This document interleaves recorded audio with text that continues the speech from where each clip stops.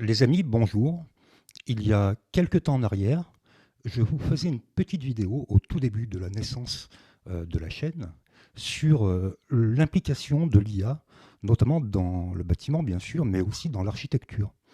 Et j'avais trouvé des éléments assez frappants en ce qui concerne notamment la capacité créative de l'IA, sa capacité à générer des maisons, en tout cas des images de maisons, qui sont vraiment bluffantes. Même les architectes aujourd'hui le disent. Maintenant, la question, la véritable question, c'est est-ce que l'IA comprend la notion de structure? Est-ce que l'IA, qui dessine une maison, somme toute créative, est capable de comprendre ce qu'est un linteau, une poutre? Et est-ce qu'elle est capable de créer des images qui soient non seulement belles en termes d'architecture, mais est-ce qu'elle est capable de comprendre la structure, la viabilité d'une structure? C'est ce que nous allons voir. C'est la question, moi, en tout cas, que je me pose. Et c'est surtout la question à laquelle je vais essayer maintenant de vous répondre. Et voilà, donc on se retrouve directement sur l'ordinateur. On va essayer un truc simple aujourd'hui qui est pas coûteux, hein, qui est totalement gratuit, c'est Grok. On essaiera avec Dali et Midjourney, mais ce sont des solutions qui sont payantes. Donc là, bah, pour le coup, pour le côté un peu fun et, rapide, shut and go, on va dire, je ne sais pas si ça se dit, shoot and go, on utilise Grok. Donc j'ai déjà préparé quelques prompts qui vont nous permettre de voir si l'intelligence artificielle est à même de comprendre, quand on lui demande de nous dessiner une maison, si la structure est viable. Ok, donc j'espère que vous voyez bien mon écran. Alors, euh, j'ai écrit des prompts en anglais, mais je pense que ça fonctionne également en français. D'ailleurs, il y a certains termes techniques que je ne suis pas absolument certain de maîtriser dans la langue de Shakespeare. Donc là, mon premier prompt, il est très simple, en quelques mots. Dessine-moi une maison moderne en bois. Et là, Grok nous a proposé quatre versions qui sont au premier regard plutôt pas mal. Donc on voit que la première, là, c'est un style très moderne avec un bardage bois extérieur euh, panaché entre un bardage bois vertical et un bardage bois horizontal ici. Donc c'est plutôt, c'est bluffant quand même. Et puis on voit que Grok nous a rajouté les couvertines en alu, elles sont fines, mais c'est pas mal alors que je ne lui ai pas demandé, hein, donc il l'a défini par lui-même. On voit qu'il a créé des belles baies vitrées qui ont l'air correctes. Et il a compris qu'effectivement, bah, il faudrait un pilier à un moment donné quand on a une grande ouverture ici. Donc il ne s'est pas laissé tromper, il n'a pas dessiné une grande baie vitrée, par exemple un 4 vantaux ou un 4 de 5 mètres, de 4 mètres de large sans pilier intermédiaire pour assurer la reprise de charge, éviter le fléchissement de la poutre qui est très certainement en linteau. Et on voit qu'il nous a proposé donc une maison bois qui, euh, on va dire, qui respecte la garde à l'eau au sol. On n'est pas en contact avec le sol. On est très certainement, j'imagine, là sur des pieux ou sur des pilotis. Donc on va dire que celle-ci, bah, franchement, pas mal. Alors par contre, effectivement, bah, il a mis des escaliers alors qu'on voit bien que c'est un plein pied, donc bon, pas trop lui en demander non plus. Alors sur celle-ci, encore une fois, c'est pas mal. Donc là, il n'a pas panaché, il n'a pas mis de bardage aléatoire vertical, horizontal. C'est plutôt pas mal, si ce n'est que bon, il y a une petite incohérence ici avec ce qui semblerait être un larmier ou un bandeau de rive. Mais bon, ouais, ça se tient. Ça se tient, on ne sait pas pourquoi il a mis un coulissant et puis un ouvrant à la française. Bon, on va lui laisser le bénéfice du doute. C'est pas mal. Par contre, ici, on voit qu'il n'a pas du tout respecté la garde à l'eau. Donc, le bardage est en contact avec le sol, ce qui n'est pas bon. Euh, donc, celle-ci est cohérente sur le plan architectural. Elle est jolie. Mais sur le plan structurel, celle qu'on a eue avant était, je pense, mieux réfléchie. Alors là, il nous a dessiné une très très belle maison. Par contre, effectivement, il a gardé les menuiseries euh, rectangulaires au lieu de créer des menuiseries trapézoïdales, pardon. C'est dur à dire, hein, trapézoïdales. Euh, bon, le reste semble cohérent, c'est plutôt pas mal. Alors on ne sait pas si c'est une arête biaise, on ne sait pas si c'est un deux pans euh, ou une arête biaise. Bon, c'est intéressant, on va dire. Alors, on va dire que c'est intéressant. Et puis, à l'étage, on voit on n'a pas de plancher ici, hein. Donc, faire un... Non, alors c'est pas un ouvrant. Disons que là, on voit pas pourquoi on a un meneau vertical. Ici, on voit pas pourquoi, pardon. On voit pas pourquoi on a ici un meneau vertical. Il n'a pas lieu d'être, hein. Et ici, c'est pareil. Alors, peut-être pour donner un effet atelier. Bon, pourquoi pas. C'est pas mal. C'est encore une fois, c'est assez sympa. Il a prévu une petite dalle sur toute la périphérie. La maison est donc, enfin, le bois est censé ne pas être en contact avec le sol, mais bon, on peut lui pardonner ça. Et puis, par contre, il a placé effectivement les luminaires à des endroits un peu particuliers, mais pourquoi pas. Bon, c'est un peu la tendance. Structurellement, ça se tient. Ce qu'on a vu avant, là, celle-ci, structurellement, il n'y a rien à dire. Ça se tient ici, structurellement, il n'y a rien à dire, ça se tient. On voit qu'on a une grande, grande ouverture ici, mais on voit qu'il a gardé des écoinçons suffisamment larges pour assurer le- la cohérence de l'ensemble. Pas mal, hein? Pas mal. Là, il nous fait une belle casquette, un joli porte-à-faux sur la dépassée de toiture, toujours pareil. On voit qu'il comprend en fait la nécessité de mettre non seulement une couvertine en alu sur le bardage pour préserver effectivement ce dernier des retombées d'eau, mais on voit qu'il a prévu des bavettes, des larmiers, hein, des bavettes de recouvrement sur les appuis de fenêtres.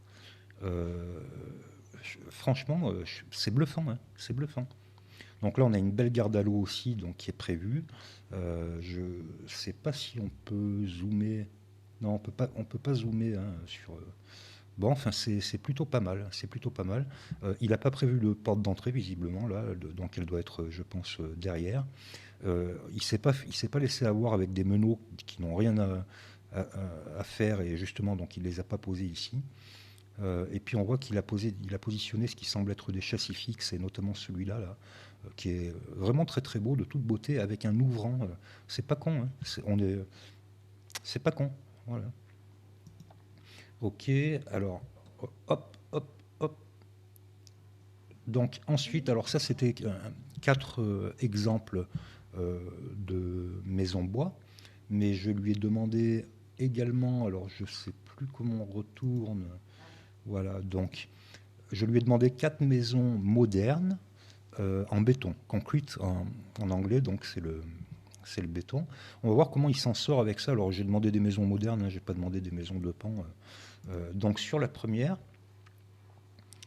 euh, bon, on ne sait pas pourquoi il a fait une assise, un soubassement, on dirait un bunker, mais le reste, franchement, c'est cohérent, hein.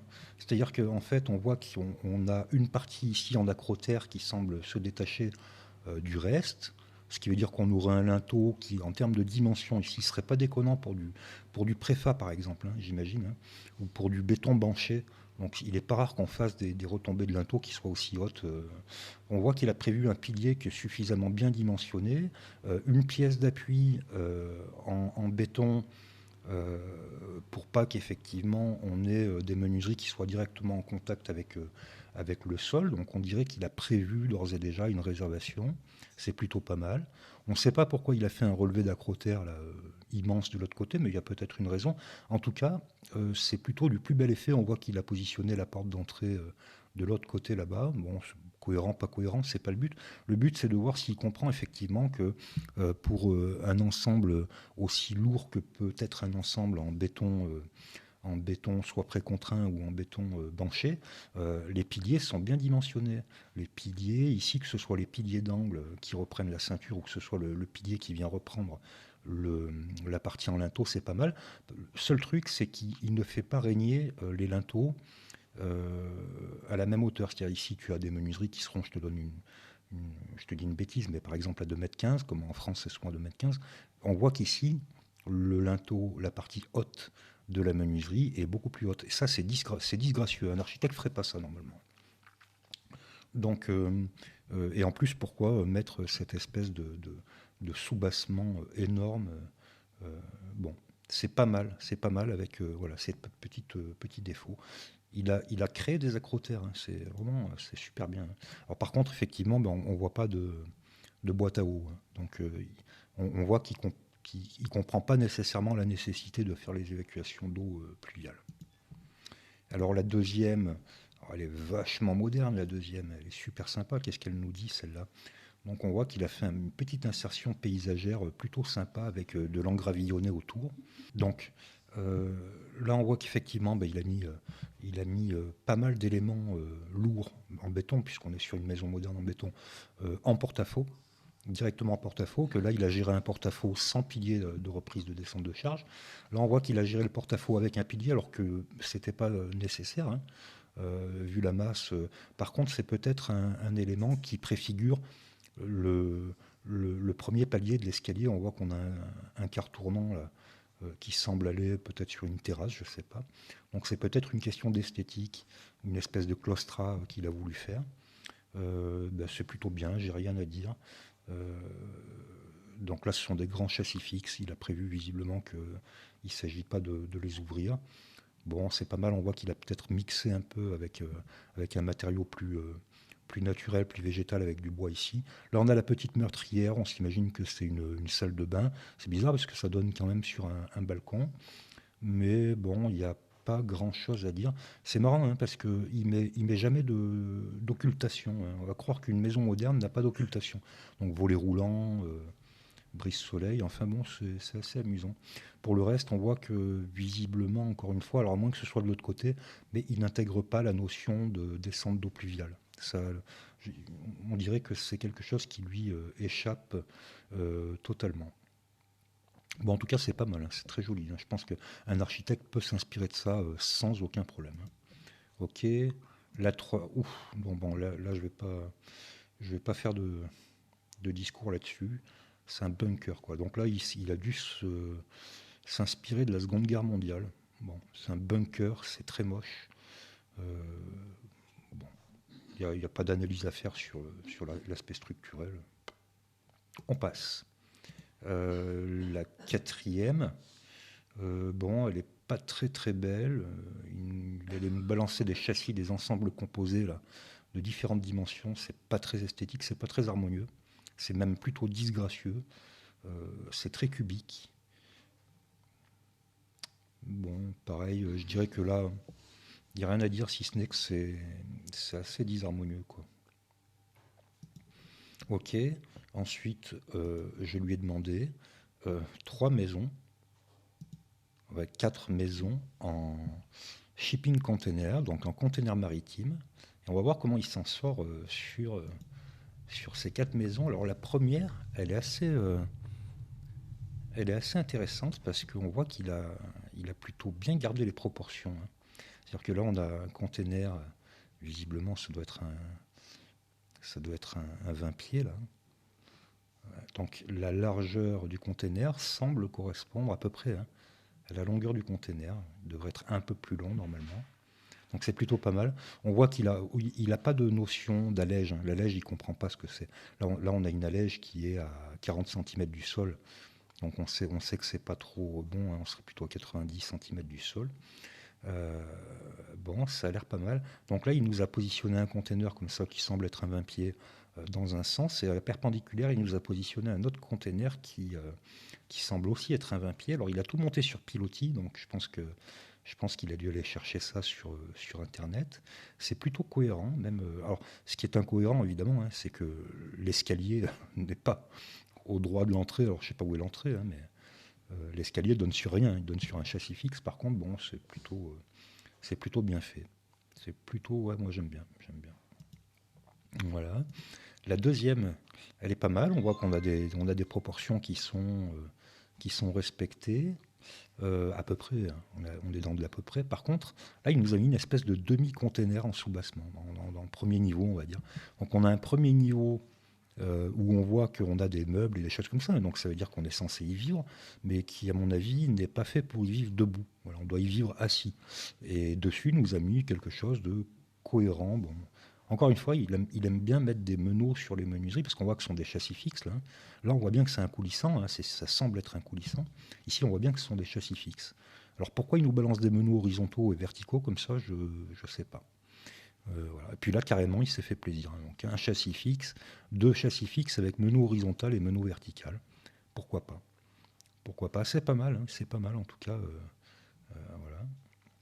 Donc là, par contre, ils sont posés à même le sol, hein. Donc là, il a sans vergogne, hein, il se dit allez, boum, le container, je le pose directement sur la terre, advienne que pourra. Oula, ça fait très industriel, mais pourquoi pas? Donc là, on retrouve une des particularités de l'intelligence artificielle, hein, c'est qu'elle est incapable de comprendre l'harmonie en définitive. Toujours pareil, hein, notez que les architectes disent qu'il faut que les linteaux règnent, et ils ont raison, hein. Les linteaux doivent régner, les menuiseries doivent être toutes à la même hauteur sur leur partie haute, pas sur leur allège.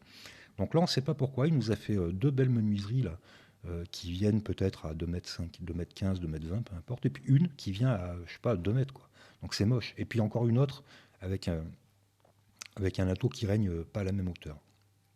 Bon. Donc là, sur le plan structurel, je ne vois pas trop comment il a voulu faire son œuvre, mais ça semble pas totalement déconnant, si ce n'est que les deux containers là devraient être bien plus bas en définitive, devraient prendre leur soubassement bien plus bas si on voulait avoir ce petit écart de hauteur. Mais bon, c'est pas dérangeant. Donc là, carrément plus de lumière, plus rien, plus de porte d'entrée. Alors là c'est vraiment du pur du pur bunker, quoi. Par contre, il a quand même, on voit il a noté qu'il fallait que les conteneurs soient très légèrement au-dessus du sol, donc ça c'est pas mal. Bon, on va pas lui donner une maison à réaliser tout de suite à Groc, hein. Alors là, il s'est lâché un peu. Bon, déjà sur les proportions, ça correspond à rien. C'est pas les proportions qu'on retrouve normalement sur des containers maritimes, mais donc il a repris l'aspect en définitive container maritime, et puis il est allé mettre des éléments en charpente métallique qui sont en saillie en définitive de la maison. Donc ça a plutôt du style. Vous me direz ce que vous en pensez en commentaire, hein. Ça me plaît. Alors c'est moche, je veux dire, il y a des choses qu'il faut revoir. Mais le fait de créer des volumes comme ça qui viennent en saillie des volumes principaux, c'est plutôt pas mal. Et puis cet effet style porte d'atelier là, style mur rideau, on pourrait dire, les architectes diront mur rideau plutôt. J'aime bien avec tous ces espaces ouverts. Bon, là structurellement, notre ami Groc, il est à la rue, hein, parce que là on voit qu'on a des petites sections rectangulaires d'acier qui ne sont pas suffisamment dimensionnées pour supporter la longueur là, du volume qui est ici, là, que vous voyez. Voilà. Bon, mais sinon, ouais, ça se tient plutôt pas mal. Bon, là. À part les proportions, j'aime bien. Voilà. Par les proportions, j'aime bien le style. Puis là on voit qu'il nous a fait un coulissant carrément, mais qui coulisse sur la partie métallique du container. Bon, ouais. Il a encore des petits bugs dans sa tête, Groc. Voilà. Allez, là, c'était tout. Là, on a fait 9 petites maisons. On regardera, on essaiera d'aller plus loin parce que là, je ne sais pas si vous voyez, mais mes prompts, ils sont super simples, hein. Modern wooden house design. Euh, c'est pas, il n'y a rien de compliqué dans ce que je lui ai demandé. Donc, on pourra, une prochaine session, lui demander des choses un peu plus compliquées, par exemple s'il comprend les notions de vide sanitaire, de soubassement, de pieux, de pilotis. Donc ce sera pas mal, d'escaliers, de demi-niveau. Donc là aujourd'hui on va en rester là parce que le but c'était vraiment d'avoir une approche sur est-ce que Grock est capable de faire des styles architecturaux qui se tiennent sur le plan structurel. Bon bah visiblement oui, hein, on a vu qu'il n'y avait pas à deux trois endroits c'est un peu déconnant, mais le reste non, ça a l'air tout à fait correct. Les amis, abonnez-vous. Abonnez-vous à la chaîne, hein, puisqu'on est arrivé à 1700 abonnés, c'est pas mal. Il faudrait qu'on arrive à 2000, ça serait bien. Et puis laissez des commentaires pour me dire un peu sur quoi vous aimeriez que je passe sur les prochaines vidéos. Il y a tellement de choses à dire. Allez, tchou, tchou.